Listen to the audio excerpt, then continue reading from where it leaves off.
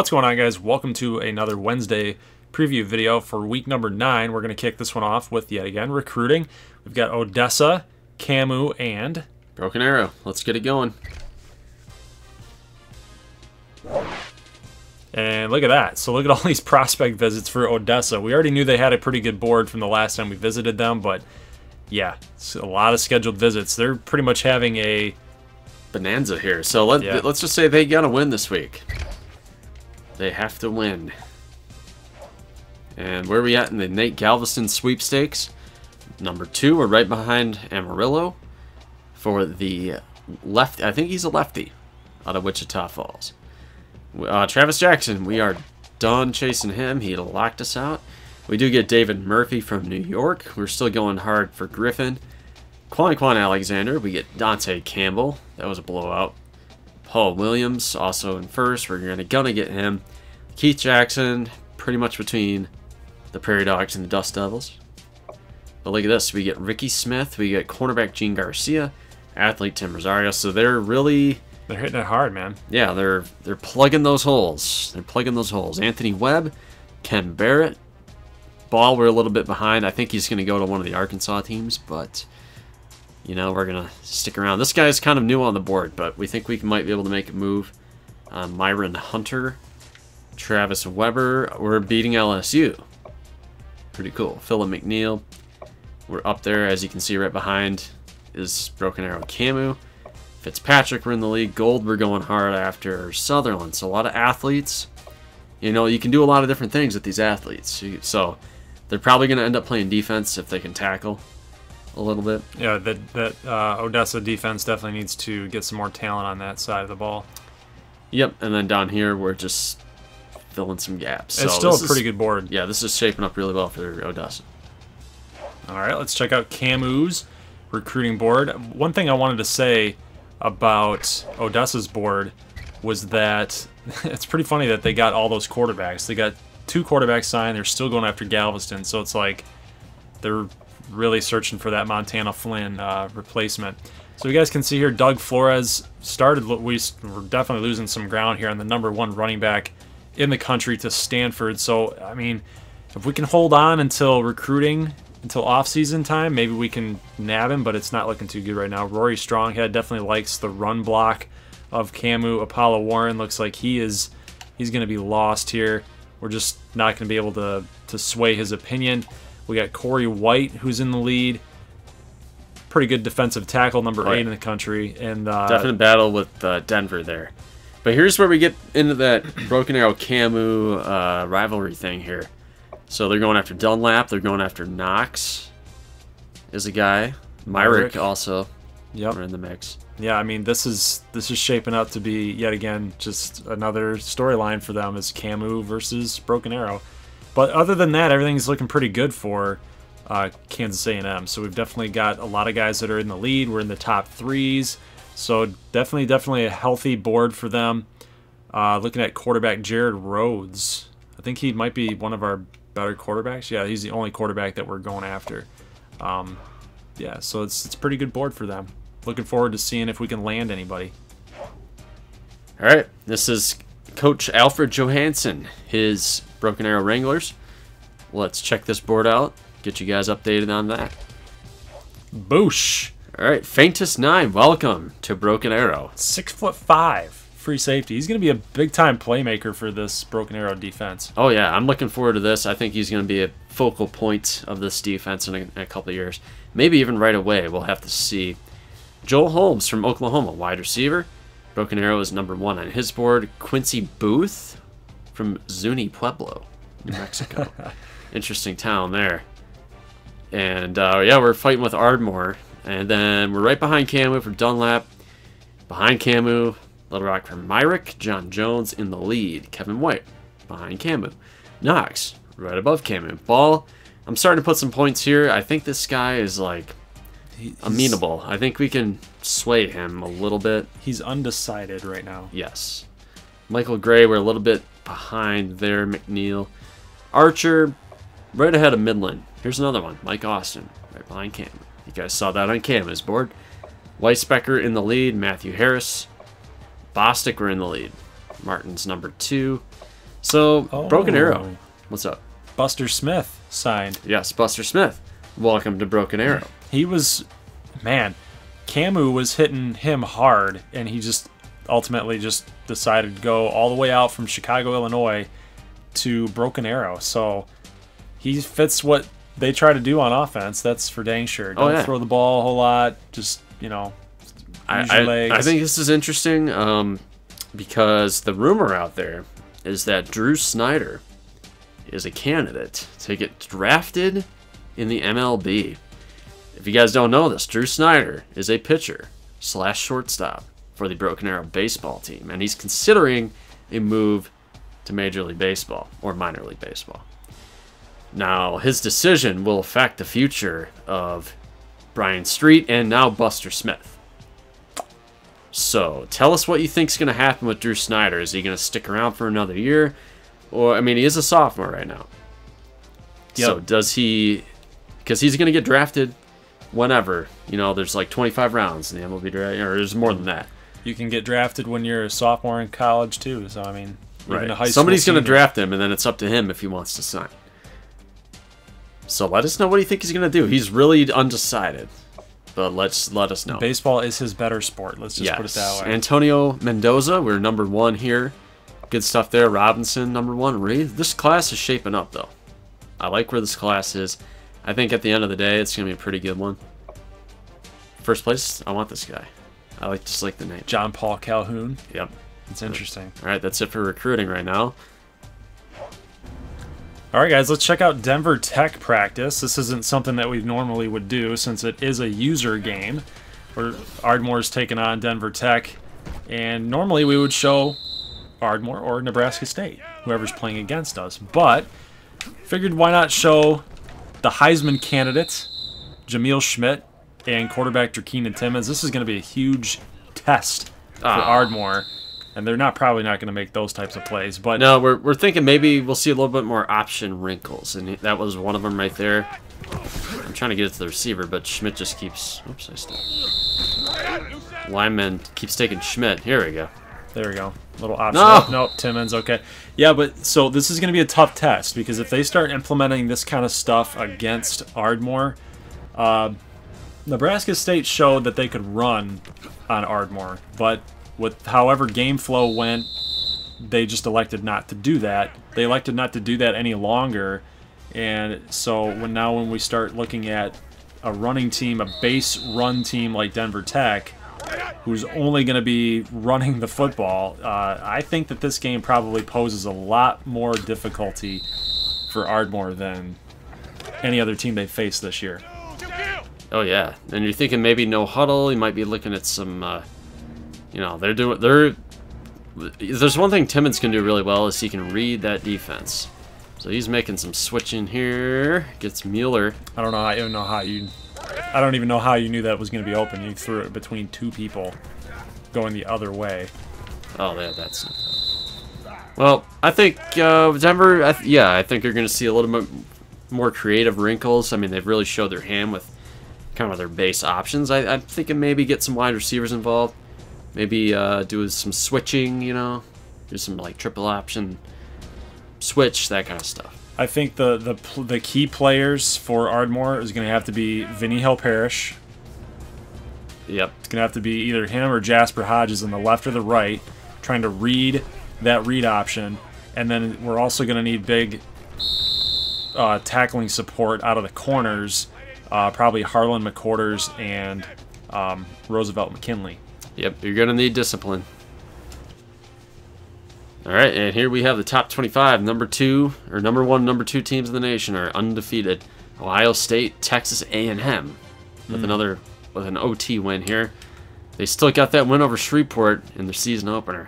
Yeah, it's not that bad of a loss for Shreveport. Look at this. They beat Shreveport, Arkansas, Ole Miss, and Auburn by 3. So they are hanging on here. Living on the edge. Yep. Washington, Clemson have 1 loss. North Carolina.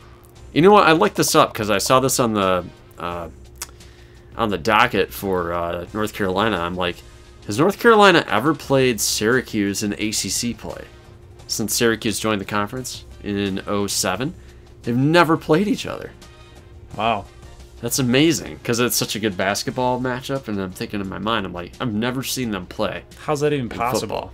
Well, they played each other in like early 2000s, but it was non-conference, I think. Right, but still. As ACC members, they've never played. Pretty fun fact there. Now, Ardmore, you're sitting number 7 in the country. You got those big wins. You beat Oklahoma State, you beat Kansas State, and then you get Denver, as we talked about. Big matchup there. There's Denver sitting. They jumped up 7 spots on a bye week to get to number 10. So that's big. You got West Virginia, Oklahoma. Bama loses. USC, Florida, Stanford. Oh, they lost to Arkansas by 1. Yeah, that's pretty wild. Penn State with 3 losses. Somehow still ranked. Yeah. That's unbelievable. Georgia, 3 losses. Memphis. Texas, 3 losses. Yeah, I know. But the Pac-16 is absolutely loaded, so I understand that. Let's look at also getting votes here. We have ACU getting on the radar. I think we're close. I keep saying it every week, but I'm expecting, you know, maybe in a couple weeks, if the wins go the right way, I'm thinking we can get 4 teams in the top 25. I think that would be good. All right, time to check in on the Heisman. So it looks like Jamil Schmidt is now out of the Heisman race, the top 5. But for now, yeah, for now, he's probably gonna jump back up when we play him. Yeah, it's because of that bye week. You know, I think he'll if he has a good game, he'll get back on that radar. Especially with Denver, if they win, they're going to be probably inside the top 5 if they can get that W. I think that'll help his Heisman stock in a big way. Players of the week. NCAA, Bill Stevens. Of course, yeah. Congratulations. He deserves that, for sure. You get Defensive Player of the Week, Baker Mayfield, against Kansas. I wonder if he had any antics with... like last season? Yeah. But he threw for 6 touchdowns in this game. That's absolutely huge. So we know the Defensive Player of the Week. Offensive Player was Terrell Moore with those 3 touchdowns against the Dust Devils. All right, and now new little wrinkle here, new little addition, BCS rankings. It's finally come out, so this is the first week that it has, I believe. It might have came out last week, but yeah, here we go. So we're not sitting at number 7, Denver Tech number 10, still the same old, About but the same. Yeah. Yep. So nothing special there, but you know, when you're talking about strength of schedule, that's going to factor in maybe down the road. I hope our records will speak for themselves by the end of the year. You know, I hope we don't lose out to 1-loss or 2-loss teams. And hopefully we'll have a good ranking by the season's end. All right, conference standings. Let's take a look here. This bottom of the Big 12 West here is off to a rough start. Yes, it is. Not too good. Amarillo, Midland, Denver, the only teams with wins in the conference. So this is looking like Denver's for the taking, but, you know, they got that game against Ardmore in the opposite division. And here, I mean, this is where all the action is. You got 4 teams with 2 wins. It's going to be tough. I mean, I know that Ardmore seems to be the team to beat right now just because they've played very, very solidly. But when we're looking at everybody else on this list, we got Broken Arrow, who's kind of surprising. Might dip off a little bit. You got Shreveport, who is probably the Cinderella team of this entire conference, who might drop off. And then we've got ACU, who needs to be doing better than they have been. But look at those offensive numbers. Right. If anything, ACU is the team that would rise up and take this from you. Right. But, you know, and then you're still yet to play McAllen, and I don't care about them being 0-2. Like, those 2 losses were against probably the 2 best teams in the conference. Correct. And they went down to the wire. Could have gone either way, as I said last week. So McAllen's still very dangerous for you. Right. I mean, they can easily beat Little Rock, Shreveport, Broken Arrow, and me, and finish this conference play with only 2 losses and still win the whole thing. Might be good enough to win it, but they're going to need some help. They will need some help with that ACU loss. All right, and to finish off week number 9, do some analysis here, some picks. Let's take a look. All right, Ardmore at Denver. This is the game of the week. I wonder if it's nationally. No, it's not, unfortunately. It should be 10 versus 7. I think it should be.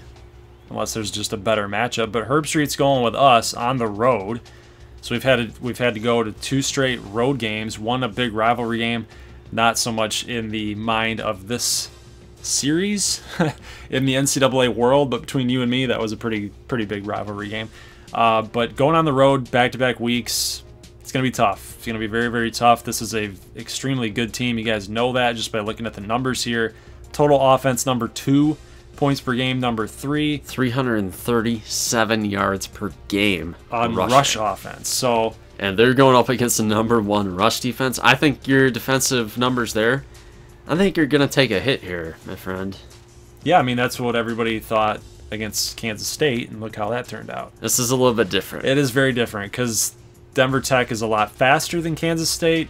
They do a lot more things with option runs, and you know, Kansas State was more of a straight up, hey, we're just going to run the football down your throat. Well, this team is more Oregon style of offense, and you know, it's more speed based. It's not smash mouth. So that's the big difference. They're going to match our speed big time. Yeah, I'm really excited for that game. This game, I'm kind of low-key really excited for it too. McAllen, the number 1 offense in the country because of that passing game. Number 1 scoring offense in the country as well. But Shreveport is holding their own in that regard. They're averaging 32 points a game on the back of Andre Wingo. And their defense is ranked number 6. So, like, you know, I mean, McAllen, the better team on paper. But I can't discount Shreveport out of hand. They could easily win this game. You know, I can't do it. I can't do it. I can't do it. It's McAllen all the way. Well, Camden Tucker's visiting, so we do have one of your guys. He's going down to the border to McAllen, Texas. So we'll see what happens. I think this is where the luck stops, and I think McAllen finally gets off the schneid and gets their first conference play win. You might be right. Now, how about my game here? Our offensive numbers are still really holding up, despite all the turnovers. But we're still not punching that ball in the end zone. We had that problem last week against the Thunderbolts. We got picked off in the end zone on a fake. Willis throws an interception from about, I think he was about 25 yards out. I had to settle for field goal on a end goal situation. So, like, again, we're not getting the touchdowns like we want. Passing offense, though, is rated very highly. But, I mean, we look at Broken Arrow's numbers. They're kind of just right down the middle. They got a decent offense, not great. Defense, though, playing very well, despite the C+ rating. This is going to be a really weird game. I can already start to feel it right here. I mean, Drew Snyder is one of those quarterbacks where, you know, if he finally gets his head screwed on correctly, he can have a really good game. And we've already seen CPU quarterbacks, you know, only incomplete 3 passes the entire game. And I feel like with Nebraska State's defense, yeah, they're number 2 in the rush defense, but 72nd against total defense, you know, it's middle of the road. And when you start mixing these 2 types of teams here with the turnover differentials, they both give the ball away a lot. A lot of weird stuff can happen. Yeah, it's a lot of goofy, weird stuff that can possibly happen, especially with, I don't know, 2 head case type of quarterbacks. Oh, yeah. Now, ACU Little Rock. All right, so Little Rock, Gunnar Rivers is visiting Little Rock campus here. So I think, I mean, maybe if Bollinger plays well, that might actually hurt the case that they have. Yeah. Trying to attract Rivers.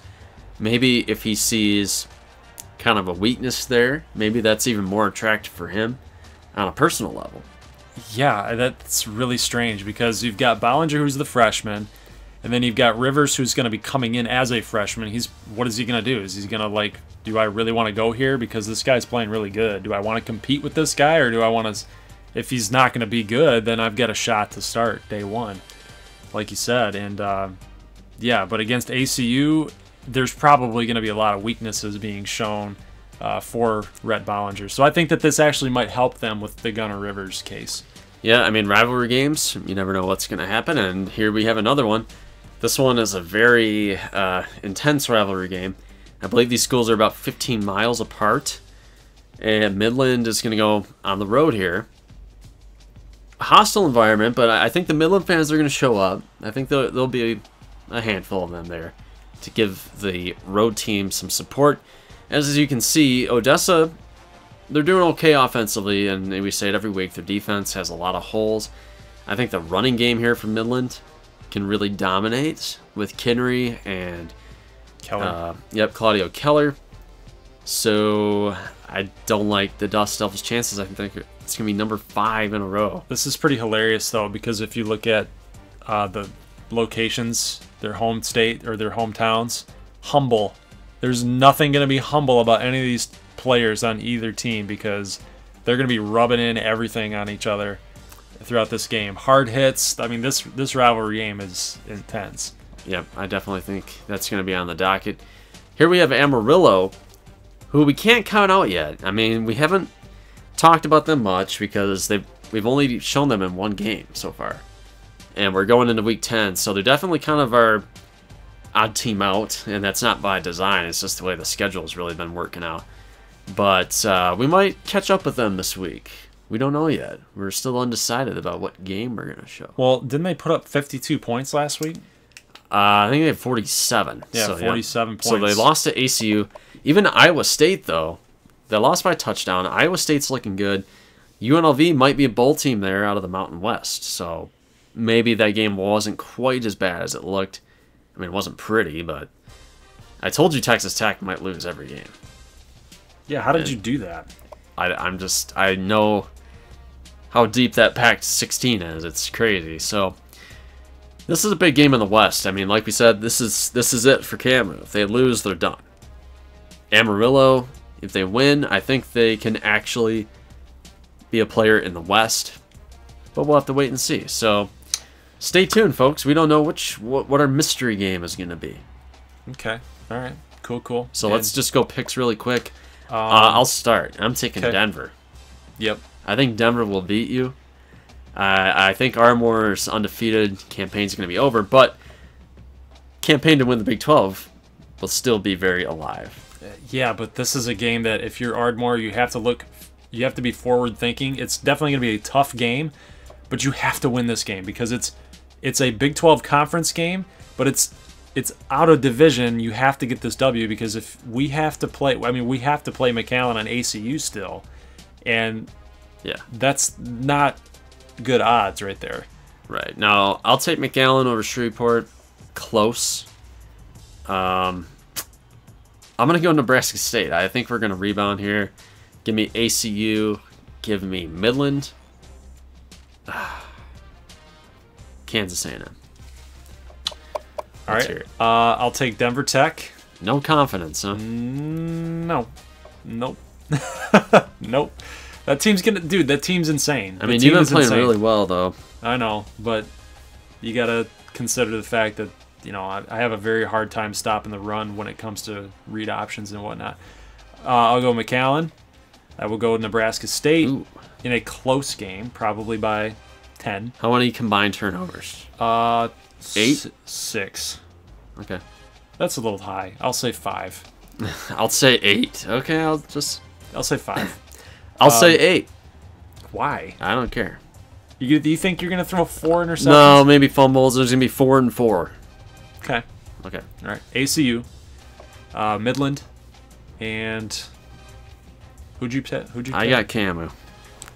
Yeah, that seems like the pick to make. I just think Amarillo's offense is coming around, but then again, they're kind of a head case team on offense, so Kansas A&M's got that good defense. I'll go with Kansas A&M as well. All right, folks, let us know who you got. Yep, post them in the comments below. Guys, we'll see you on next Saturday. So leave a like if you like this thing, and if you are new to the channel, make sure you hit that red button for subscribe or my logo in the bottom right-hand corner. And we will see you guys on Saturday. Turn your notifications on? Yes, always. You got to add that to your list. My little outro. Yeah, because, we definitely want you guys to come back and see those notifications on your phone or whatever. Definitely get that view count up. Get you guys more engaged. So we'll see you then. As always, peace.